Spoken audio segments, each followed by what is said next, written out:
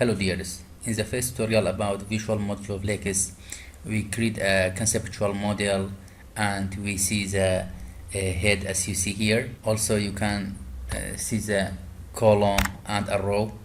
In this tutorial you will learn to create a project and import your raw data, become familiar with navigating the graphical user interface and steps for conceptual modeling, learn how to define a 3D geological model and flow properties, define boundary conditions using your GIS data, define a Modflow grid, then populate this grid with the data from the conceptual model, view the resulting properties and boundary conditions. Let us do it. Open the program. From here, File, New Project. Yes, I want to save my previous project. Okay, but now I want a new one. From here, I name it Conceptual Model 2. Here you can provide a folder. I already provided a folder, so I don't want to change it. Visual Modflow Flex. Okay. From here you can change the units as you see, but I don't want to change. I let them as a default. From here you can change the coordinate system, datum. I don't change, just click OK. From here, conceptual modeling. From here you have to select the start date. Click this one, click December, click year, select the year you want, 2000, year 2000, and January, 1st of January. 1st of January is the starting date. Good. Proceed. Now we want to import data. First type, let it be polygon, and where we can bring the data, I want to show you Windows C, user, public document, visual Modflow Flex. This data is available inside the visual Modflow Flex 6.1, and I also put the data in the description. You can find it. Tutorials, conceptual model, supply files, bring boundary. Okay, next, finish. Again, this time we want to bring surface type, and from surface, ground. Okay, next, finish. Again, this time also surface, layer to top grid, next, finish. Again surface, and this time layer to bottom. Okay, next, finish. This time also we bring another data. Let be polyline ES CHDES shapefile, open. Okay, next, finish. Again polyline, this time west shapefile, next, finish. Again we have to bring a river shapefile, polyline, and select river. Okay, next, finish. Now we brought our data. You see we have this data. If you click the window,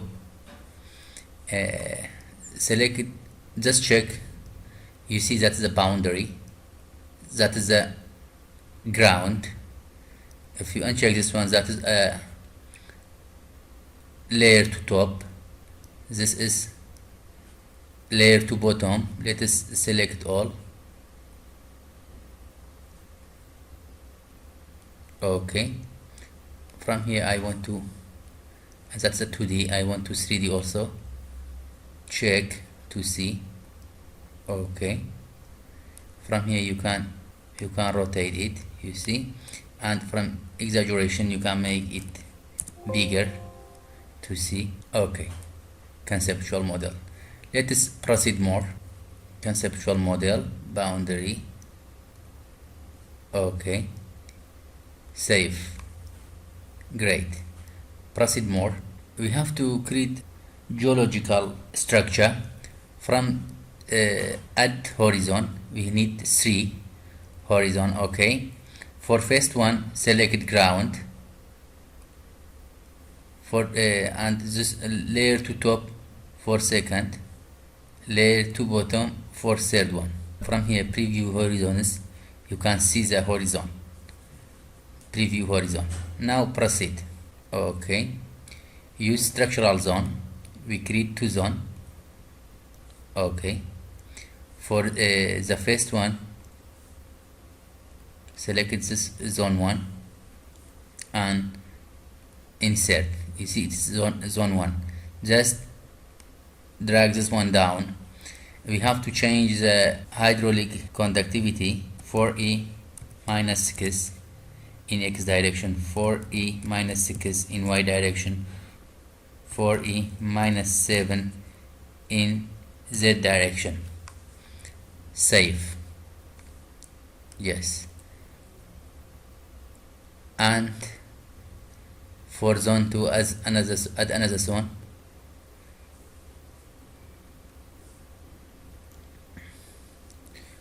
This time 7 E minus 5, 7 E minus 5, 7 E minus 6. Save. Okay, proceed. Define boundary condition. Define boundary condition again. Constant head type. Select it. You can from here you can select the type of boundary condition. I select constant head. From here let be constant head east and make it select it east. Okay. Next. From here starting head 347. Here also 347. Finish. Again click define boundary condition here. Boundary condition. This time constant head. This time let be west. Select it this west. Add. Next. Let be starting head 325. Ending head 325. Finish. Again define boundary condition. This time we select the river and here at the river. Okay. Next. Stage. Let be 335. Bottom 333. River bed thickness let be 1 meter.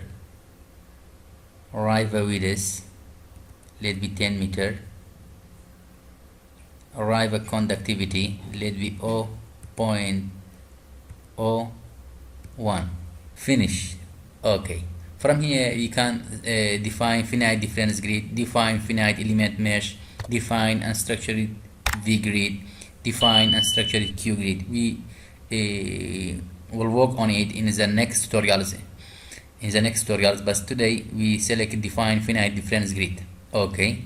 From here select 100. Here also 100. Next. From exaggeration insert 40. Finish.